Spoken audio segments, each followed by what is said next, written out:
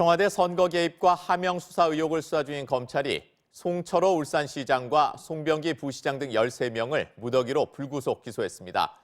검찰은 오늘 소환 조사 중인 이광철 청와대 민정비서관 등에 대해서도 조사가 마무리되는 대로 기소 여부를 결정할 것으로 보입니다. 임명찬 기자입니다. 서울중앙지검 공공수사 2부는 송철호 울산시장과 송병기 울산시 경제부시장, 황운하 전 울산지방경찰청장을 공직선거법 위반 혐의로 불구속 기소했습니다. 또 백원우 전 청와대 민정비서관과 박형철 전 반부패 비서관, 한병도 전 정무수석 비서관 등도 같은 혐의로 재판에 넘겼습니다. 검찰은 송철호 시장이 지난 2017년 9월 김기현 전 울산시장 측근 관련 수사를 황운하 당시 울산지방경찰청장에게 청탁했다고 판단했습니다.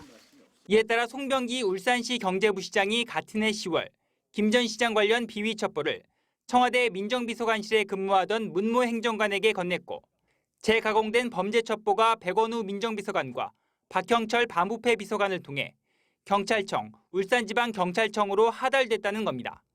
검찰은 송 시장에 대한 청와대의 공약 지원 의혹과 관련해서는 송 시장과 송 전 부시장, 장완석 당시 청와대 균형발전 비서관실 선임 행정관이 연루됐다고 봤습니다.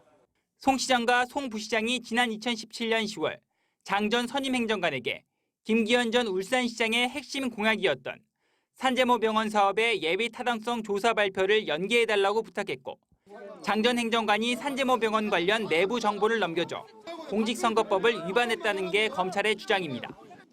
검찰은 또 한병도 전 청와대 정무수석에 대해서는 울산시장 후보 당내 경선에 참여하려던 임동호 전 더불어민주당 최고위원에게 공기업 사장 등 고위직 제공을 대가로 출마 포기를 권유해 공직선거법을 위반했다고 보고 재판에 넘겼습니다.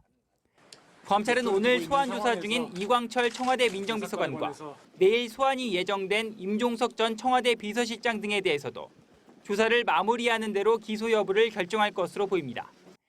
임 전 실장은 자신의 SNS를 통해 이번 수사는 객관적인 사실을 쫓은 게 아닌 정치적 목적을 가진 짜맞추기라고 비판했습니다. MBC 뉴스 임명찬입니다.